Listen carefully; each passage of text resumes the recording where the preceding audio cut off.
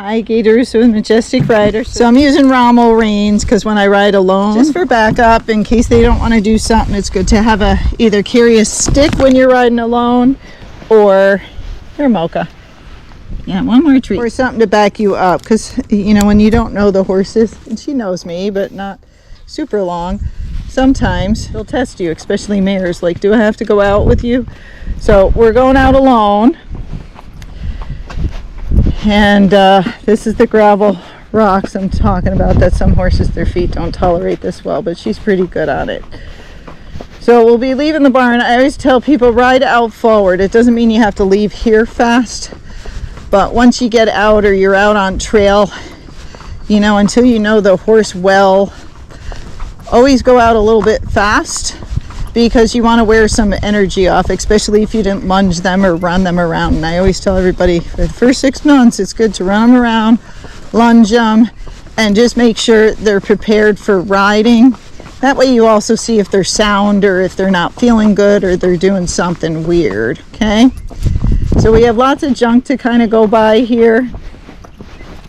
And she's testing just a little. She's not doing anything bad. I'm pushing a little bit with my legs just to get her past that stuff. But a lot of times, see, she looked around. I just straightened her head out, and this is a stallion we're going by here, but she's fine. This is a little downhill, and she'll shorten her step up pretty nicely, and she takes it nice and slow, but you can always squeeze, relax on the rein, which is a half halt just to help her. You don't need to look at the stud. And then again, we go by all this junk. So a lot of the horses, because this changes daily down here, we got to push them past it. So you just add a little leg and she'll go. I've ridden her with spurs and a stick. I've touched her with the spurs. You don't have to do much with them, but just so you know, she's okay with those things. That's a mule over here, so she's seen that. She's good with dogs. Should be fine with cows, but we don't have any cows here. But up in El Dorado Hills where she was, there were cows, so I'm sure she saw them. So I always tell people, like, we're leaving the barn, go out a little bit forward. People like to go out real slow when the horse gets to the turn to leave, and then they're like, I ain't going with you. So you just want to push them a little bit. They don't have to be going super fast, and then just hold a little pressure on the reins. That was a bird on the right that you guys couldn't see. But you saw her spook. She just spooked in place, nothing crazy. I have not had her spin or anything like that, but of course any horse can do anything with people. They're all different depending on your energy level, so you'd rather act a little bit overconfident than underconfident when you're first riding a new horse, so they believe you. Okay, so when we get up to this turn, that's where they all kind of suck back because there's farm equipment. It's a hard turn. And so you just want to push them forward. If you're unsure if they're going to go out or do something, you know, take a little hold of them. Don't be on a loose rein. Be ready to push them and kind of help them. It's kind of like you're grabbing a little kid's hand and you're like, come on, let's cross the street. Let's go. Let's go. The cars are coming. We got to go. So you're trying to use that same kind of energy when you're leaving places or you're going somewhere new. So you see, she stalled just a little bit, not bad, and now she's like, oh, that's right, we're supposed to go. So this isn't very fast. It might look like we're moving, but it's kind of like it's her little saddle gait, but it otherwise is the speed of like a fast walk or of a flat walk. She doesn't have a big stride like the walking horses do. Now we got some scarecrows up here, and same thing, you're just riding forward, keeping your hands a little wide. You're trying to help the horse when they're new to you because they don't know what's coming up, and every day here is different and the weather's different. It's a lot cooler today, so of course the horse can be spunky. And then there's a bag over on the right, then we got the tarps on the left. But I'm confident, I know what I'm doing, so most of the horses are pretty good with me. This is her canter, so again, she can do it very slow. Even if I throw my hands away, she'll speed up, but she's not galloping or anything crazy. But everybody's different with speed. So it's good to test those things so you know you're comfortable with the speeds, and that way you know the horse is going to run off with you or something crazy. You know, test it at home, ride it around your place at home, and just get used to their speed and what they do. She's definitely not a speed demon as gaited horses go, but for quarter horse people, they might think that was pretty fast. And I'm like, for gaited, that's not fast at all. So now you see she slowed back down. She's being mellow. Now we're going upstairs. I don't know if we can show you this, but those are stairs that we're climbing up. But she does well. She doesn't usually miss a beat. And you see she's not screaming or anything like that. But every place is different and everybody's energy is different and skill level is different. So it takes most people a year or 2 years to figure out their horse, you know, and there'll be little trials and tribulations within that time. Some people are immediately comfortable, others aren't. It just takes time to get used to your horse, and your horse has to get used to you. Some of these horses, especially these older ones, they've been through some trauma. They had the same older and the owner, and then something happens, they had to get rid of them, or they got sick. And so, you know, there's an adjustment period for the horse. I always tell people, you know, try to help them. Do lots of groundwork, get to know them, do lots of hand walking, you know, make friends with them, go get a glass of wine, sit down by them, and just hang out. Let them see that you're a good person, because they just don't know in the beginning. And then they, you know, they're horses, they're not people, so they do horse things when they're unsure of things. If you take a horse, you know, you just got a horse and you just throw it out in the field with the other horses and you don't touch it, it makes friends with the other horses, so it won't bond with you. And then it can usually be hard to catch because it didn't have to do any work or anything. You just threw it out there, it made friends, and they're like, this is great, no work, just friends. So it's always good when you get a new horse that it can meet the other horses, it can be by them, but I usually try to keep them separated. And I bond with the horse first, make sure I can catch it, so I keep it in a closed area that's small, because some of you have big, large pastures. You don't want to find out you can't catch it. So I keep them in a small paddock first. I make friends with them, give them some treats every time I see them. That was a root sticking up. And then once I'm sure, you know, they come over every time I come outside and everything, I go, oh, they're good. Then you can put them out with the other horses and then slowly put them in bigger areas. But you don't want to have a problem catching any horse. And Mocha's quite good. This is just for everybody else watching the video. All right. So you see, I came out forward. Now we're walking pretty slow. I'm having to push her a little bit. If she was following other horses, she'd be fine. So now I just dropped the reins so you can see. I don't ride like this because then you're never ready if things jump out of a bush or something. So I might do it later in the ride when I'm sure the horse is tired or nothing's coming. But otherwise, I keep a little contact so you're ready to help them, because horses are judgy and they're going to judge you. So they're going to be like, you know what? I got scared. That lady who was talking to her friend didn't help me at all. I don't trust her. She was no help at all. And then they'll be like, my owner shortened up her reins, and when I got scared, she took a little hold of me, like she took my hand, and she said, we're going to be okay. I got you. I've been on these trails. It's no big deal. I'll show you, and you'll be fine. And then the horse starts trusting them more and more. So be there for your horse. Be ready for them. You know, nobody thinks it's hard on them when they move to different places, but it is. Everything's different. All the trails are different, and they got to get used to them. So like these trails, Mocha hasn't been here super long, but she, you know, is now used to our trails because I keep doing the same trail here besides trailing her out. So they get good on those trails. But then when you go to new places, again, it takes time for the horse to adjust to all the new things. And, you know, it's just hard. I remember this one lady got this horse in Kentucky, and I think she was riding up at Folsom Lake. So, you know, the Folsom Lake, it's in the woods, single tracks, motor boats, all sorts of stuff, and it was very spooky, I guess, and it bucked her off. Well, she never lunged it when she got it. She never made friends with it. It just arrived, and the next day she stuck it in the trailer and took it out to that park. So to me, that's not surprising. I don't think that's a bad horse or anything. I think that's a horse that wasn't given enough time to adjust, and they pushed it. She was by herself. Didn't even know if the horse had ever ridden by itself. It's always better to ride with another horse in the beginning. Keep you both safe. and you have help in case something does go wrong. And of course, wear your protective gear. But it takes time. It doesn't mean you can't ride a horse alone in the beginning, but if it's nervous, you're like, this is not going well, I better just get off and walk, or maybe I'll just, go back to the trailer and we'll just stay tied up to the trailer and watch some action in the parking lot today, and that's all we'll do. Take it slow. Usually nobody gets hurt by taking it too slow. What else, Mocha? She's like, whatever, you talk a lot, Gaye.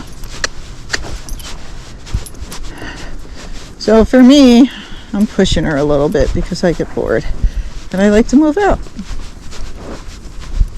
right? So there was another little spook. Nothing bad, she just spooked in place. Remember, all horses spook usually. I like them to have a little bit in them in case a tree or something falls, they can get me out of a way, or if a bike comes flying at us. But you see, this is her. I'm just going to let her go up the hill. Just so you see how fast she goes. So she's cantering. Right here it gets steep, but she's very comfy. There's no real bounce or anything to her. So I think she's pretty safe, but again, everybody's different. And horses react different to every person. So I'm just a little nervous.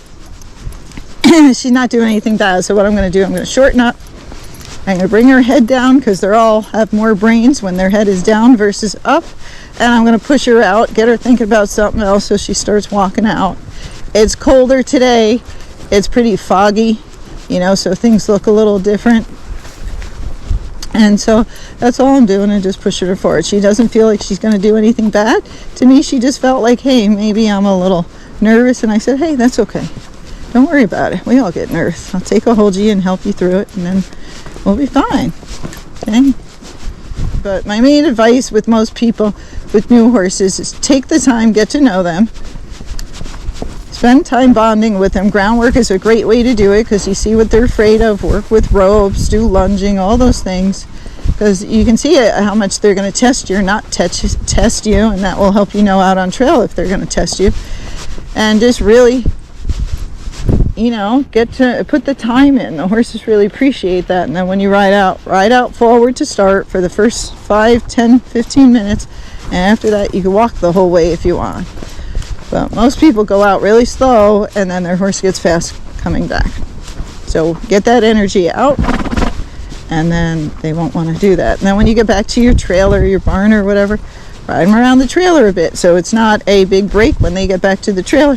And then leave them tied up with the saddle on. Okay? Leave them tied up for a while. Sit down with your friends, have lunch, and then you can take the saddle off after. But you're trying not to make the trailer be a reward or home be a reward, because you don't want them rushing back to the trailer or home. Okay, so we got this other big hill coming up. Gaited horses are bred to move. Some people don't get that. So, if you never move them, they never expend that energy. And then sometimes, if you never move them, all that energy is saved. And if something causes them to release that energy, like something scares them, then it all comes out together. And so,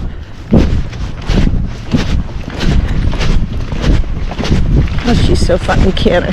So all that energy comes out together, and then you can have a big problem. So if you want to let your horse move, and if you're like, nope, I'm petrified, I'm always going to go slow on the trail, then you prepare that horse better, and you want to make sure you run it around pretty good, 5, 10 minutes, 15 minutes if it hasn't been out for a while. And you're going to take a look at the view. You can see how foggy it is.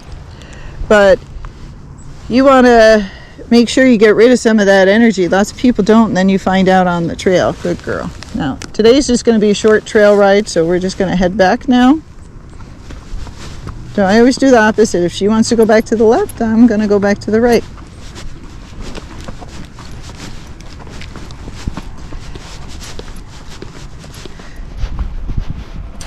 But sometimes people never do anything besides a slow walk, and if you have a young horse, very young, it's going to store up energy. If you have a middle-aged horse, Mocha's 17, but any horse can save it up. In their 20s, maybe not as much, but there still are some 25 fiery 20-year-old. So we're going downhill. You can see she's doing really well. She knows what to do with her feet and how to get down hills.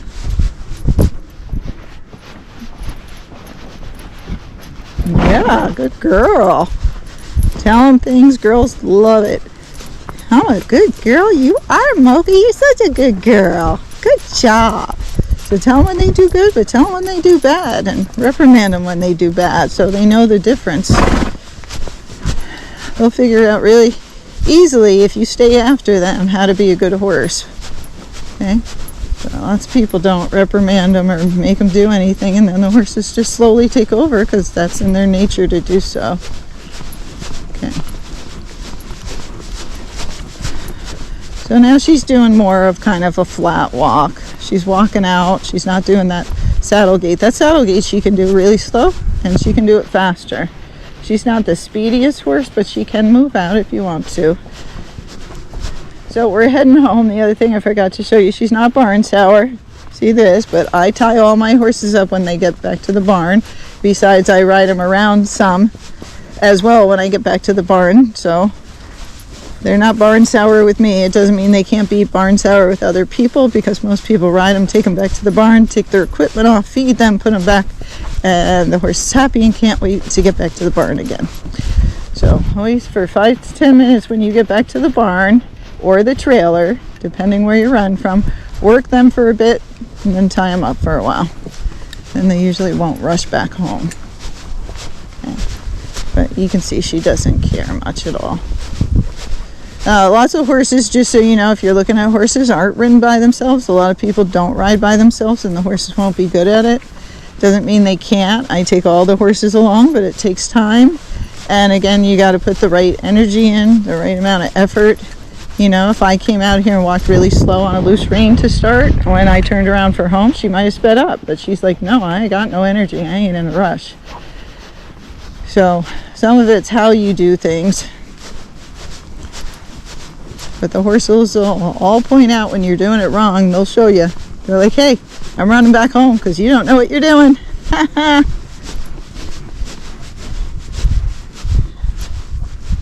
Good girl. So we got another hill we're going down.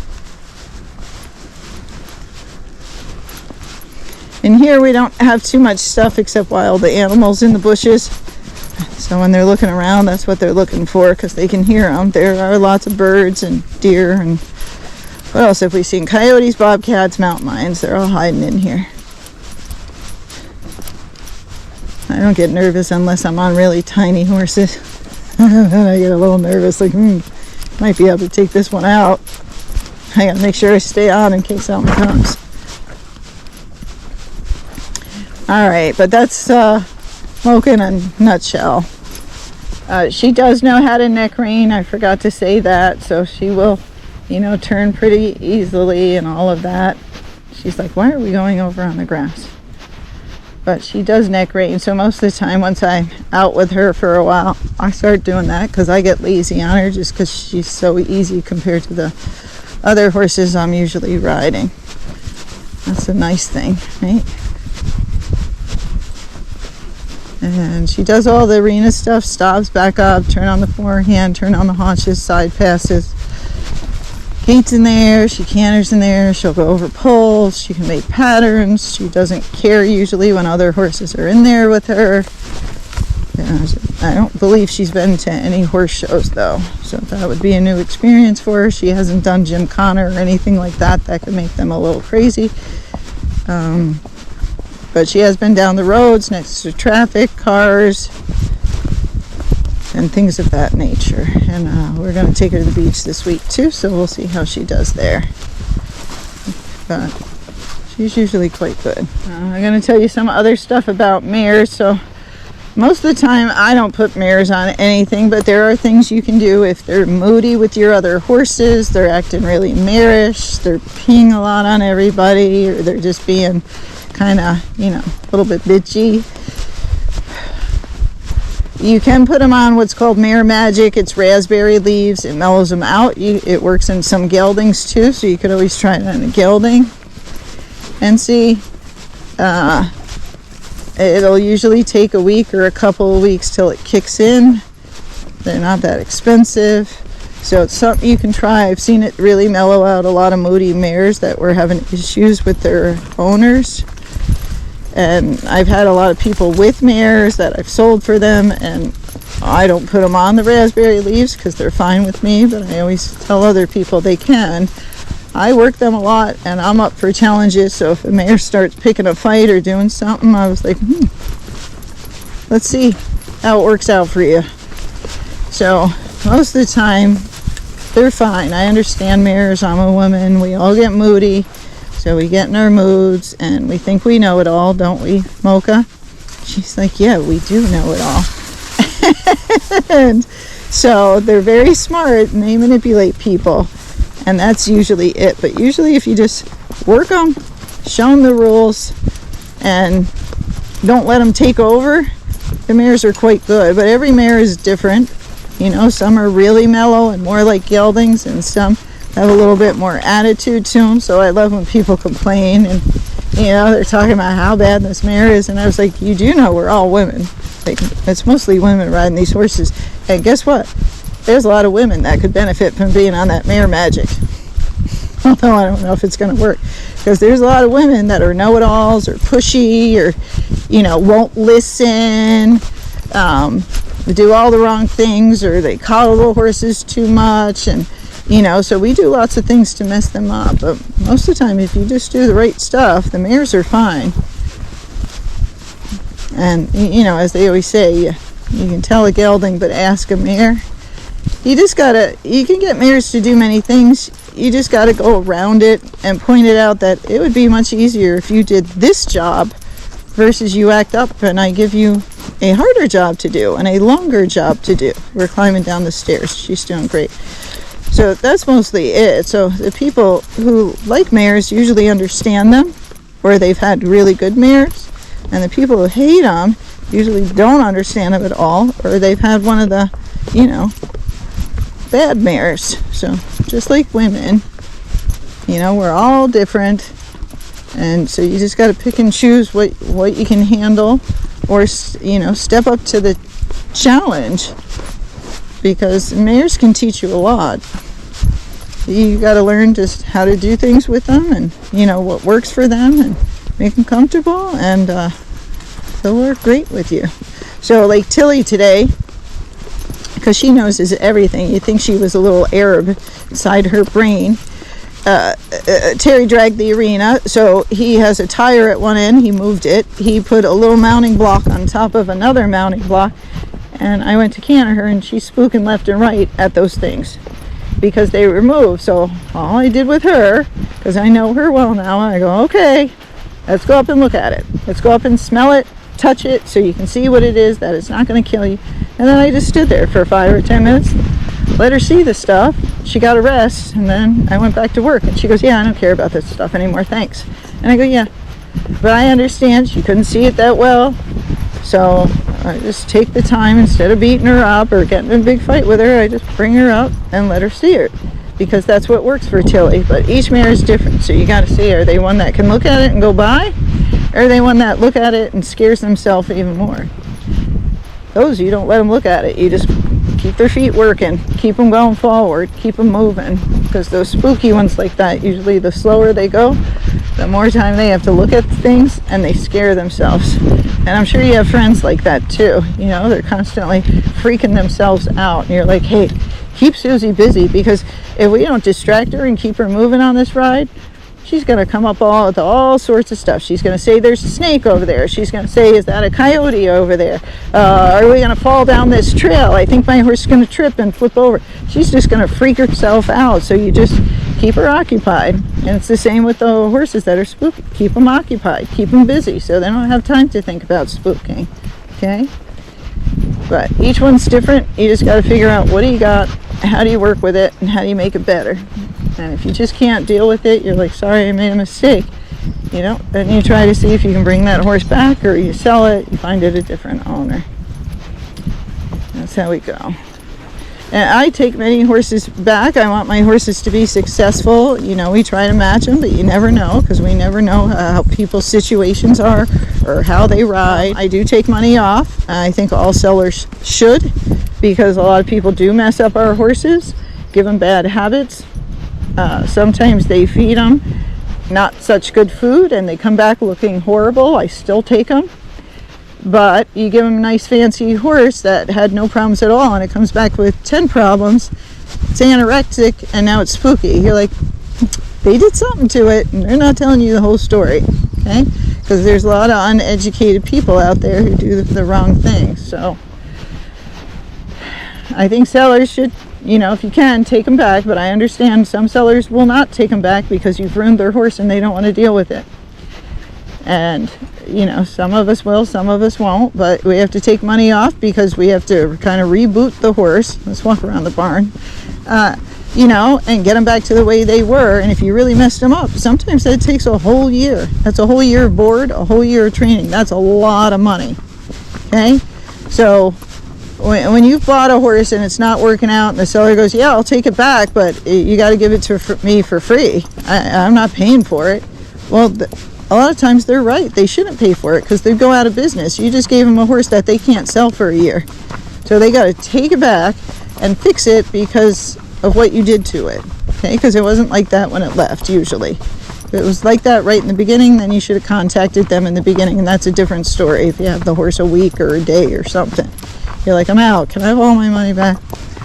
But they're going to take something. It's just like a car or anything you bring back to the store. You know, they might give you credit or something else or a discount, but most people aren't going to give you all your money back unless it's right away. So just know that we can't tell how you ride. All we know is, you know, you take the horse and people mess it up and then we get it back and we're, you know, trying to fix it and find it another home, and then everybody thinks something's wrong with it because it came back, and it's not. It's usually the person that had it just wasn't a match. That's all. So that's just a little bit about selling. What are you looking at, Mocha? So Mocha's looking at something. She's just veering. Then there's dogs up here. We'll see if they run out and jump at us, but she won't care about that much. It is spooky up here. All the horses get scared because there's always tarps all over the place and blankets and things all over, which is great. They get used to it in time, but it does scare them some. They're like, what the heck is that? No, there's a tiny little one-horse trailer. See? Something new. It's very cute, very tiny. All right, but you see, she's junk proof, aren't you? All right, so that's my advice for the day. That's Mocha, and hopefully she'll be going to a great home and it'll all work out. I try to help them as much as I can. This is just walking in the back, so you see there's blowing tarps. And again, a horse can be fine with our blowing tarps and it's not good with yours because maybe you have a weird smell of some strange animal, or you have, you know, something we didn't have, like miniature horses or goats or donkeys or something. So that's why I always say, like, look at their videos, see what they're used to. If the horse was fine there, it's probably just got to get used to your new place, and that takes time. That doesn't happen in a day, does it? Remember, like and subscribe.